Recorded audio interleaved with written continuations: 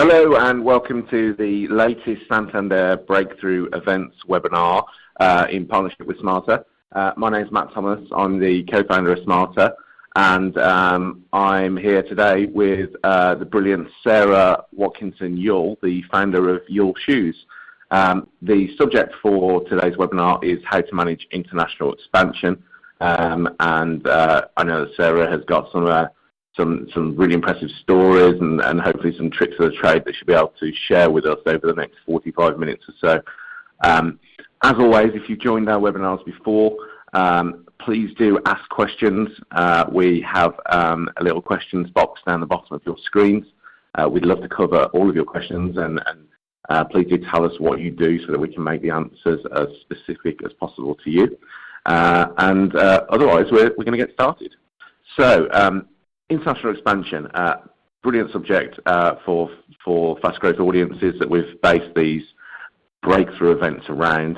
But first of all, I'd love to just hear the story, Sarah, of how you started Yull Shoes. Do you want to introduce yourself and let us know about Yull? Okay. Hello, everyone. I'm Sarah.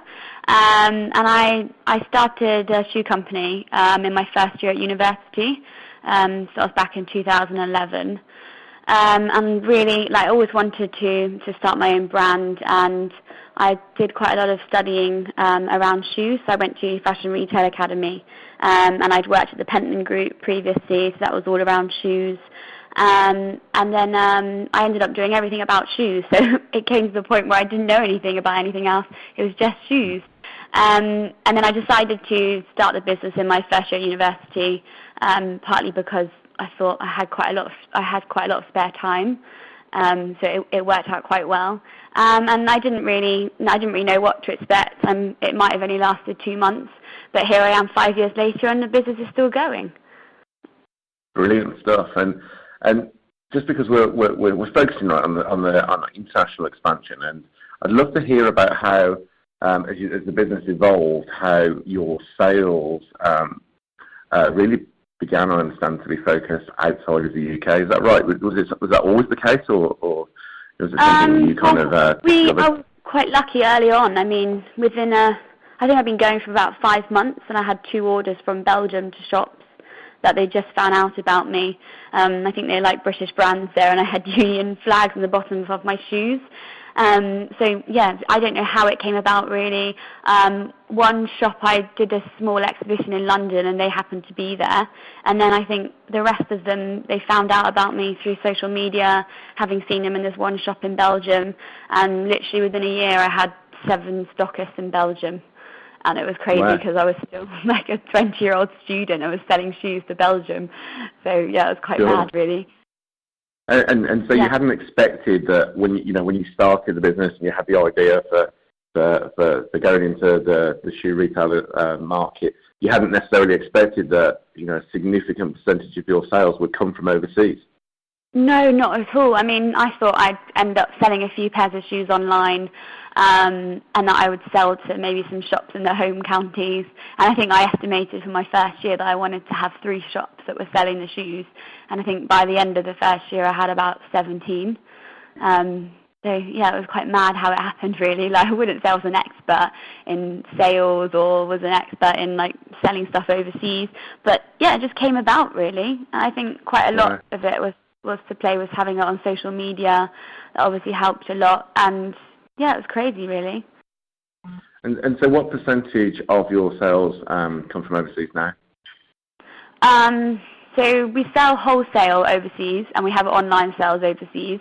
For the wholesale side overseas, it's about 60%. So we sell 40% is to shops in the UK, and about 60% overseas. And then online, I think we sell overseas, not including Europe, probably about 10%. And then including Europe, it's probably about 40% overseas and 60% in the UK. And so you're a lot more proactive now in securing sales from abroad. Yeah, we always do our best. Like, the UK market's quite difficult for shoes, which is something that I didn't even know when I first started, because a lot of the department stores are all run by Kurt Geiger, and obviously we can't break into them.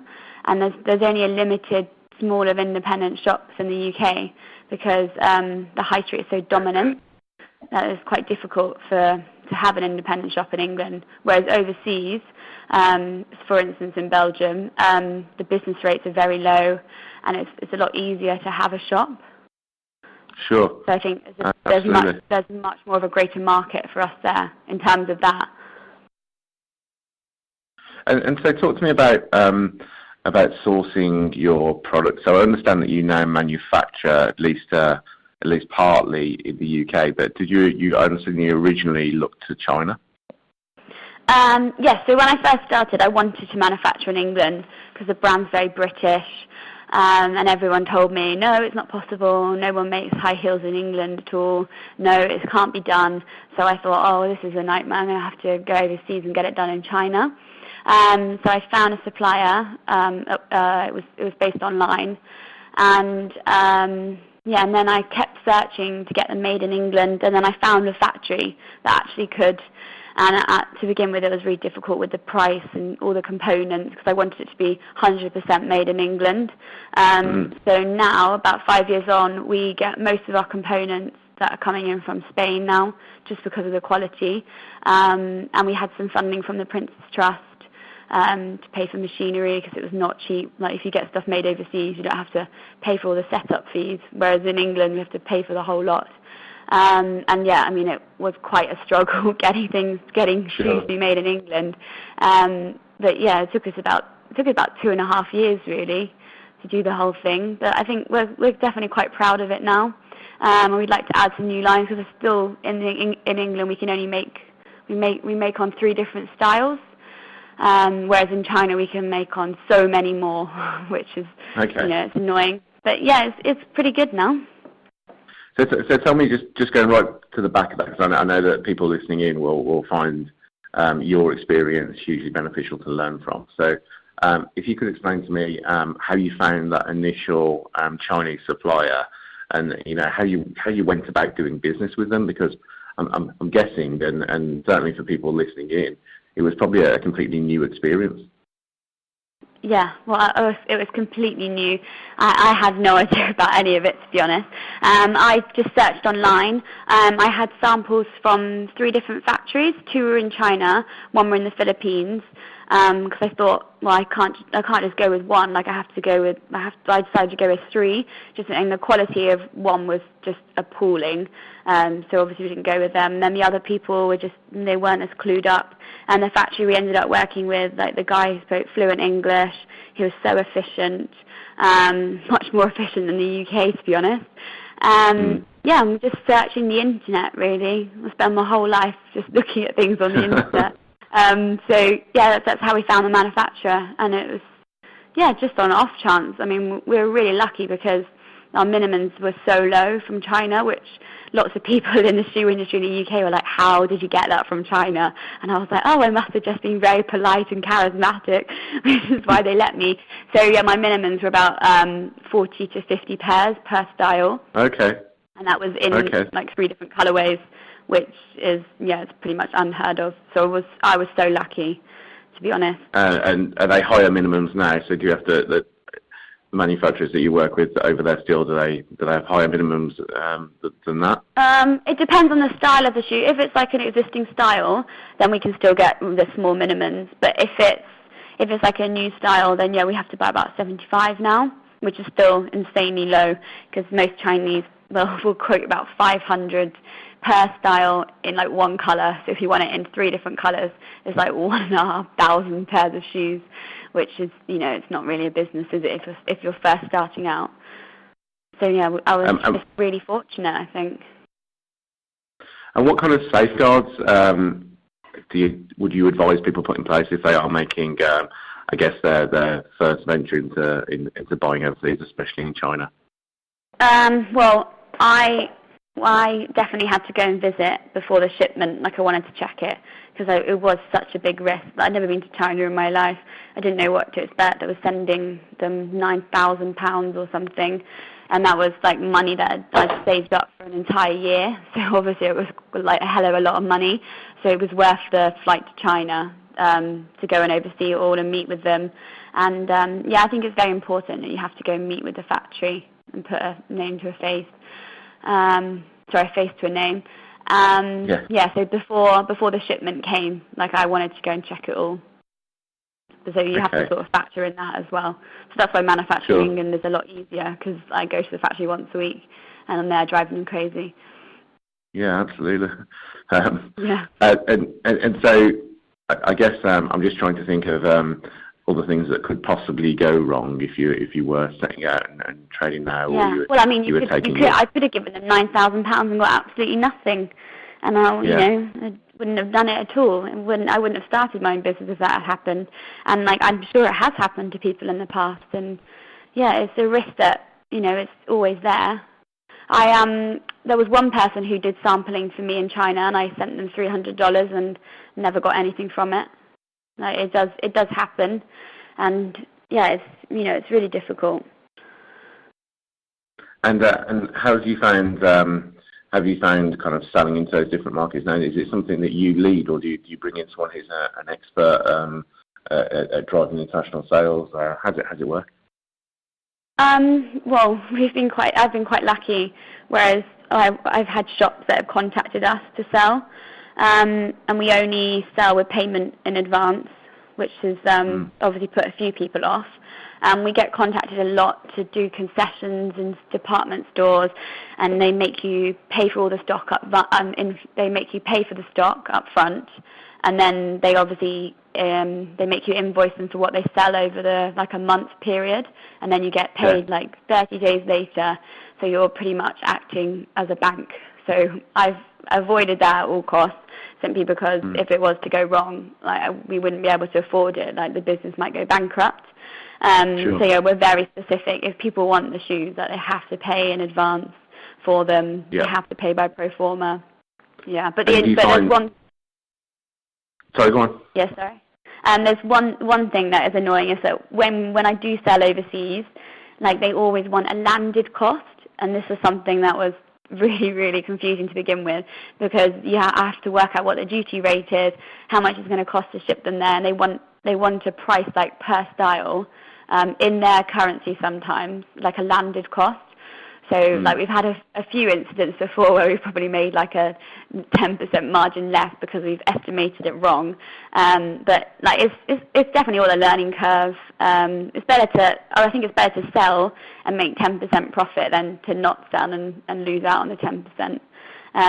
So yeah, we have had to up our prices from season to season, because sometimes we've made a massive loss. And last season the euro was an absolute nightmare, because we sold in advance when the euro was 1.2, or it was 1.2, and then as the pound got stronger, we lost, our margins got halved. It was so annoying.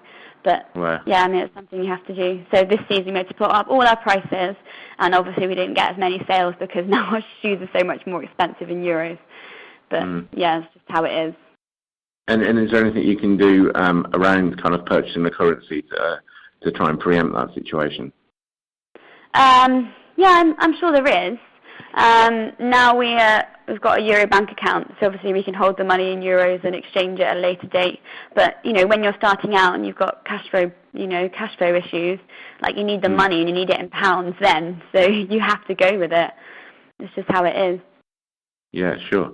So talk to me about securing a British factory as well, and how you will balance out both being a kind of a UK British company, and I know that's part of your identity as well, while still kind of trading, but also sourcing internationally. Yeah, well, I mean, in an ideal world, I think we'd like to produce everything here in England. So I mean, that's sort of the end goal for us.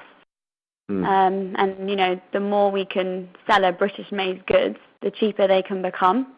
And also, we'd love the government to introduce to the UK where you don't have to pay VAT if it's made in England. And then obviously our shoes can become 20% cheaper, and we wouldn't have to import things from China anymore. So that's sort of the end goal for us, really. But it's really difficult because everyone likes the shoes, but if it's made in England, it is almost double the price, and we're obviously going to sell more of the stuff that's made in China. and everyone says, oh, I love it, it's British goods, and it's like, well, you're still going to pay less and you end up buying a cheaper one. But yeah, I guess that's how it is. And it's annoying when Marks and Spencer's can make shoes for £20 a pair, and it costs us more than double that to make it. Yeah, of course. Yeah. Do you find that it really works for you trading off Britishness? You know, is that something that you'd like to be part of the brand? Yes, absolutely. Like every shoe is named after a British place or event and inspired by it as well. And yeah, we want the brand to be truly British, and I think that the success of it has actually been down to that. That's why we've been quite successful in Belgium, because everyone likes British goods there. Well, not everyone. The majority of people like British goods there. That's why we've had quite a lot of success in Taiwan as well. So yeah, I mean, that will always be the identity of the brand. Sure. What do you think that is? Why do you think?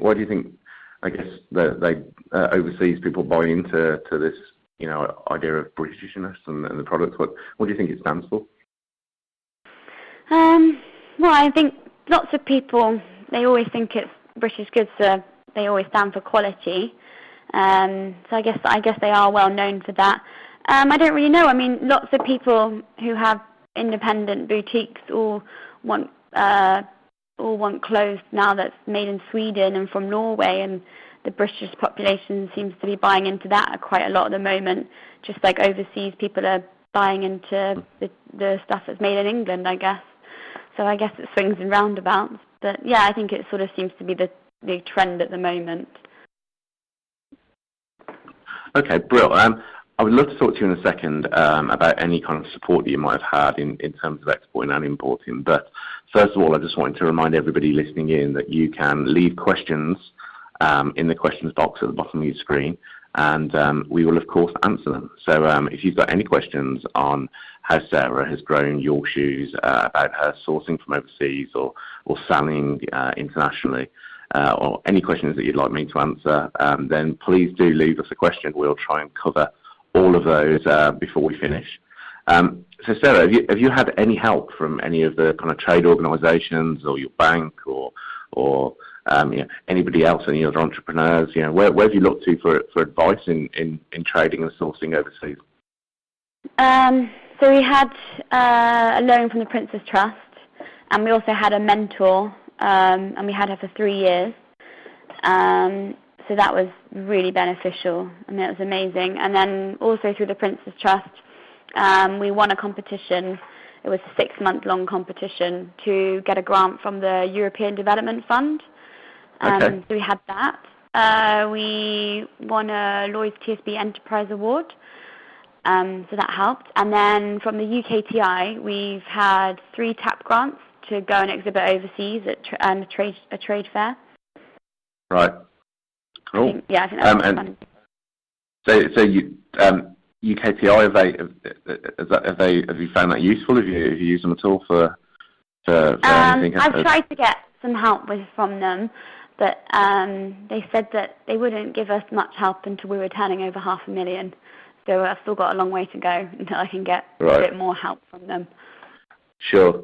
Okay. Yeah. So I would love to hear if what the plans are really. So what are your kind of overseas plans now? Where's the business going to be in 5 years' time? Yeah, so we're hoping to sell a lot more in the UK market as well, because we obviously like people in the UK to buy products that are made in England, not just overseas. But yeah, I mean, we'd love to open up into more countries. We're registering the brand currently in China, because we're not able to sell into China yet until all the paperwork is done, which is lots of fun. And yeah, I mean, the world is our oyster really. There's so many different markets. We're doing quite well in the US as well. We've got a couple of stockists there at the moment. We've also got a PR team working for us.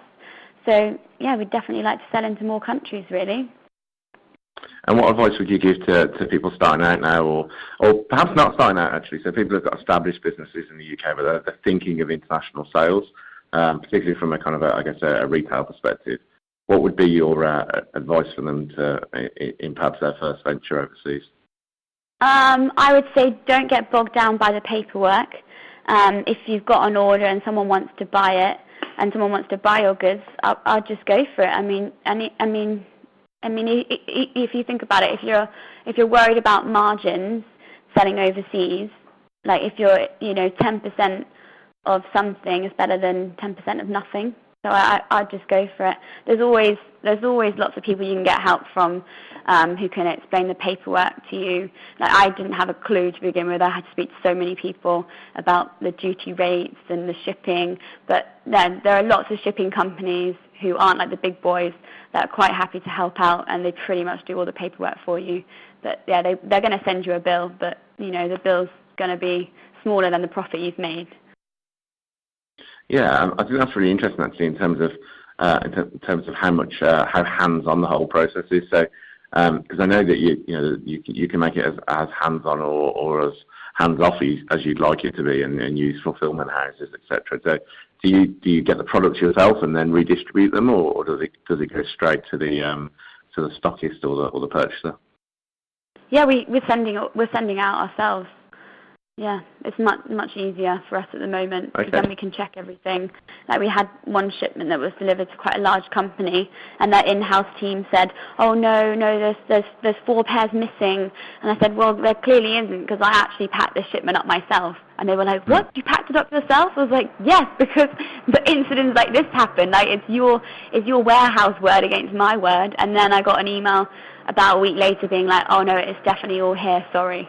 So, had it not been me, then, I wouldn't have been able to have that control over it. So I think it is quite important when you're starting out and when you're building new relationships with people. I have one question from Kate Road, and everybody else, please keep your questions coming. We will get through them. So, question from Kate. She asks, how have you built your team? And specifically, it'd be interesting to hear what your kind of recruitment policy is in terms of looking for people that have got kind of knowledge of overseas trading. Is that something you've had to do? Well, we're still only a very small company. I try and outsource as much as possible rather than having it all in-house, just because I find it easier to manage that way. Currently there's only 2 of us in the office. But I mean, building a team in terms of people that we deal with that are actually self-employed. I think to be as open as possible, to be as friendly and as nice as possible. Like, I feel like I've built the business on being a nice person, and that's what we'll continue to do, I think. Sure, I couldn't agree more. Okay, we have one question which is from a Paul Barnes, and Paul asks, what advice would you give for finding Chinese manufacturers? I think you've answered that a little bit, but he specifically says, where should he go first? Yeah, I mean, it is a difficult one, because I get emails from people all the time saying, "Oh, I've got a factory in China," etc. It is a difficult one, because it is really difficult to know who to trust. But I would just go on the internet and Google factories in China, Chinese shoe factories, and there's so many different websites with a whole load of factories listed. The Chinese are pretty proactive about trying to sell to the UK market. I would get in touch with your trade association, depending on what kind of sector you work in. For example, like for shoes, it's the British Footwear Association, and they've got a long list of factories that they know in China. And also people in your industry as well. Like, for instance, in the footwear industry, everyone's really friendly and is really open and is quite honest about which factory they're working with. Like, I've introduced a few people to the factory we work with in China. And I just think that's probably the best way to go about it. There's lots of people in the UK who are able to help rather than going overseas. Sure. Yeah, and most of them are pretty good at speaking English now. Brilliant. And when you're working with a potential new supplier and you're in conversation with them, what are the kind of things that you'd be asking? So I want to make sure that almost a kind of a checklist that verifies and kind of authenticates that this person can be trusted and might be a good supplier for you. Yeah, maybe asking what brands they're manufacturing for at the moment, what their health and safety policy is in the factory, what kind of wages they're paying their employees, how many employees they have, what the staff turnaround is like, because I know in China, as soon as Chinese New Year comes, about 50% of the staff don't return to the factories after Chinese New Year, and it is a huge problem for them in China. So I think asking questions like that, make sure you get the pricing right. Lots of people will quote you FOB instead of CIF. And can you explain those for everybody? Yeah, so FOB is like free on board, I think, or is it free on board? So basically that's like on board the ship, and then you're going to have to pay all the shipping and the insurance to the UK. Yeah. Whereas if you have CIF, they pay for all the insurance and all the shipping, and then you have to pay the duty and the VAT and the clearance costs when it arrives in the UK, and obviously delivery to your warehouse.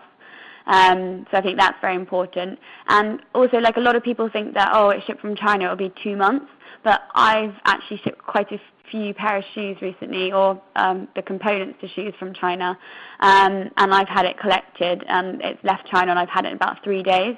And when I factor in, like, the clearance cost that I have to pay the clearing company and the extended price for the shipping, I think it worked out as about £3 or £4 more, which is quite a lot. You know, but it's not much for like a pair of shoes. So I would also think about, instead of shipping it and dealing with all the nonsense paperwork, you could just get a company to air freight it. And sometimes it works out better. And how does that work? So can you just again, I think this is just so valuable for people that are listening in. Can you talk to us about air freighting and how that works? Yeah, well, I mean, it's picked up door to door, and then I just get a bill for the duty and the VAT. Whereas if it goes on a boat, it takes 6 to 8 weeks, and then when it usually comes in Southampton, we have to pay a clearing agent to clear it all for me or for the business, and then I have to pay the inland delivery charges, which are quite high from Southampton to London. And then, the duty and the VAT is the same. And also, obviously, the price is more because I've paid for shipping. And, at the moment, like, the air freighting from China is quite low. And it's so much easier the administration of it is so much easier. I'm guessing that all of these additional charges were not things that you knew about when you first started out. How did you start to work them into your cash flow and your model? And obviously, I'm assuming that's something you now do. Yeah, well, I had worked for a year, because when I saved up the money to start the business, so I was doing importing and exporting, so I had learned quite a bit about it. And if I didn't know, I knew someone who was able to tell me within 5 minutes. So I was really fortunate about in the first place. But the shipping companies at the moment are really good. They're really good with things. Like shipping to America is my biggest headache. There's so many forms you have to fill in. I'm the worst at filling in forms. And, I'm really fortunate I found a shipping company who just does it all for me. And so I don't have to do it anymore. But, shipping to America, absolute headache. And so why is it just a headache? What is different about the US market? Just thinking if people are thinking that would be the first one for them to step into, what kind of things should they think about? Well, they're very fussy with their forms. You have to fill in lots of forms. I have to fill in like what every component of the shoe is made from, where it originated from, and like if I've got an order to go to America for 50 pairs of shoes, 25 have got leather soles, 25 have got resin sole. That's a massive headache with the paperwork. They're having a problem in America at the moment where they're importing a lot of PU shoes. And the duty rate, I think, on PU shoes, I can't remember exactly, but it's a lot higher than on leather shoes. So pretty much every shoe shipment that goes into America at the moment gets checked by customs. And the amount of times where I'm had to ring up shipping companies or their customs and be like, where's the parcel? And I've got the customer being like, I paid for this already in advance and I haven't got the shoes yet. And it's like, well, it's held at customs. Like, I literally couldn't do anything about it. It's a nightmare. But I've had some stuff held at customs once for 10 days in America. Oh, God. And, when someone pays you up front and they haven't got anything for 2 weeks. It's like, the China thing. For us to buy stuff from China and it be held in customs in the UK, it's the same. Like, you can't really trust people. Sure. So yeah, it's a massive headache. I hate delivery companies. It's the worst thing. Well, I can understand with that explanation. Yeah. So. Yeah, always a headache. But yeah, America customs nightmare. Absolute nightmare. Right. And even when sending samples, sometimes I have to puncture the sole just so it can't be worn. Oh wow! Really? Yeah. That's crazy.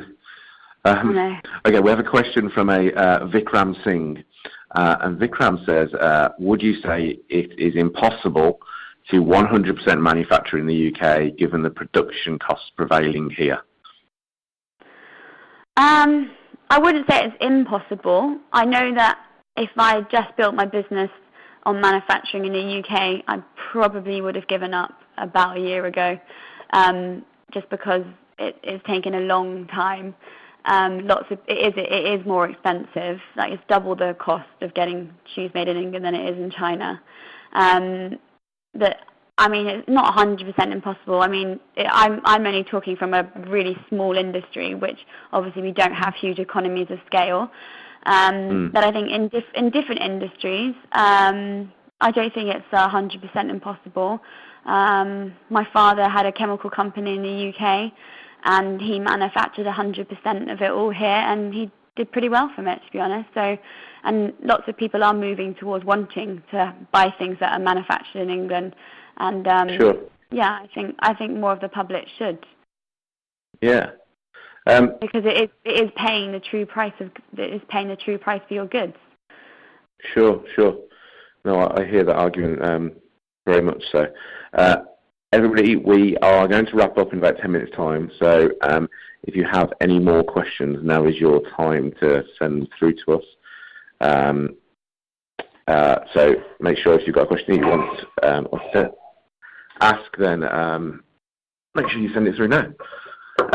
So, Sarah, I would love to know, outside of China and the US, where do the majority of your sales come from, and the UK, of course? So, I think they're the kind of the two that we think about most.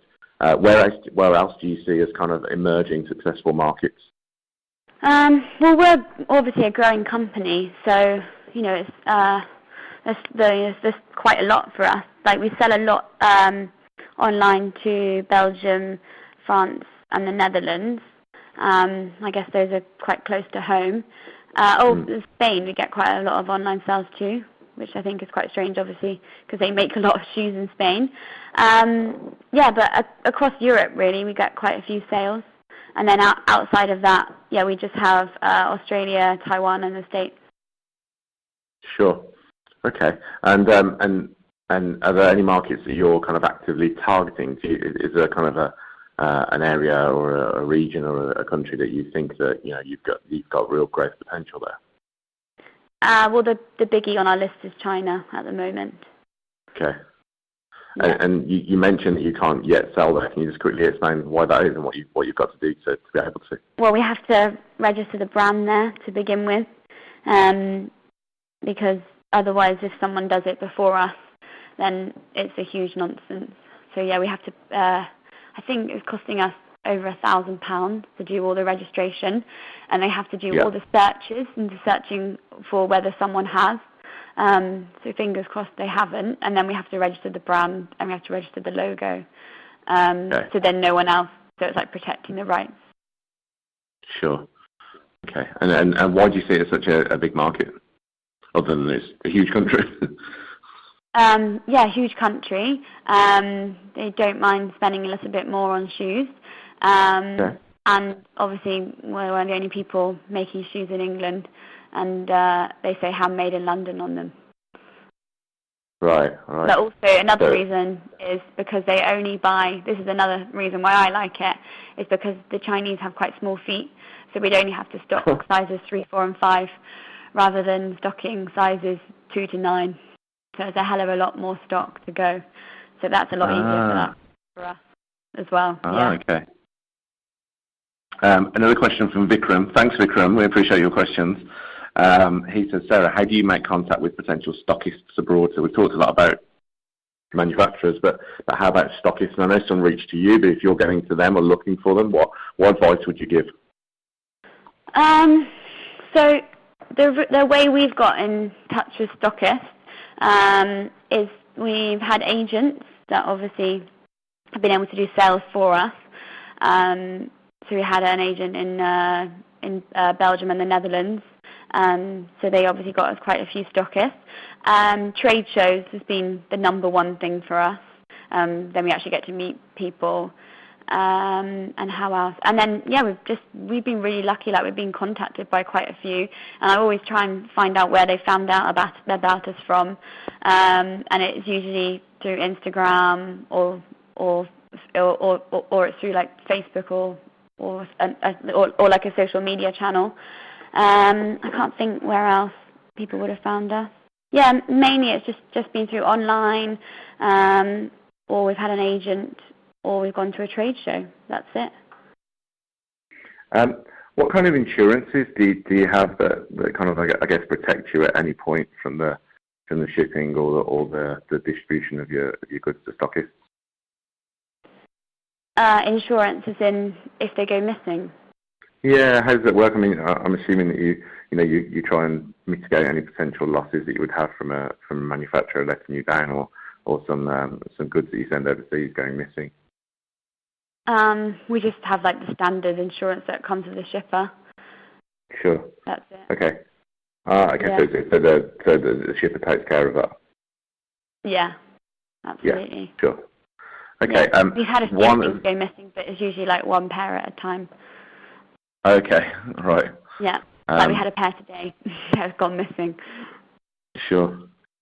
And the other thing that I guess intrigues me as well is to what extent you would, I guess if you're looking to target the Chinese market with some scale, at what point do you think that you would have to kind of offer some degree of kind of localized customer support? Is that something that you've thought about?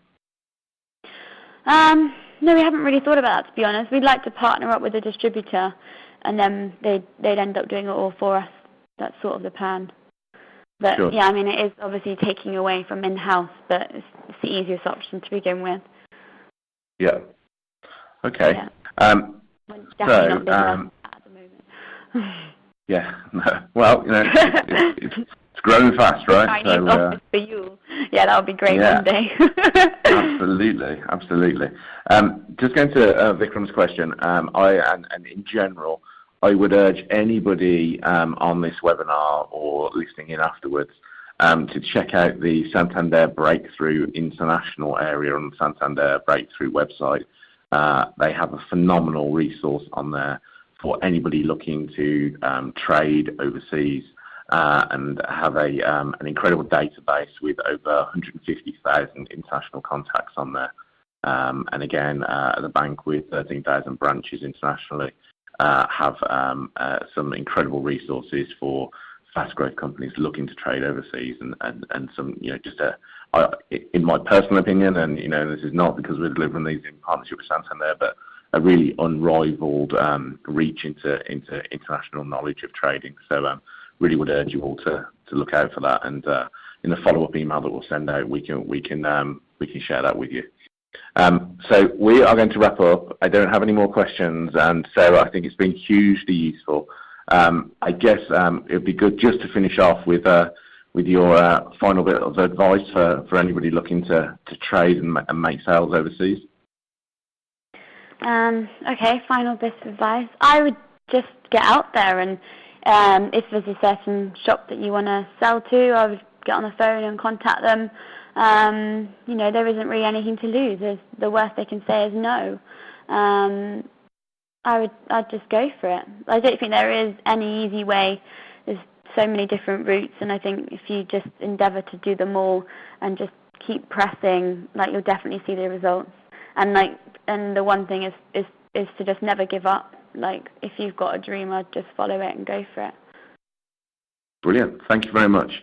And thank you everybody who has tuned in. Again, really recommend that you check out the Breakthrough International portal on the Santander Breakthrough website. We can send you links to that. And I look forward to seeing you all on the next webinar on the 10th of November. Our guest then will be Lee Ashton, and we will be talking about how to nurture sales leads. I know Lee very well. She's an absolute expert in sales coaching. So anybody who would like to pick up some new sales tips that can really help you structure a sales strategy as a business going forward, really do recommend that you tune in then. So once again, Sarah, thank you very much for joining us today. It's been really useful, and I'm sure that everyone's picked up some real tips. And once again, thank you everybody for tuning in. Look forward to seeing you on the next webinar. And thank you. Thank you. Bye.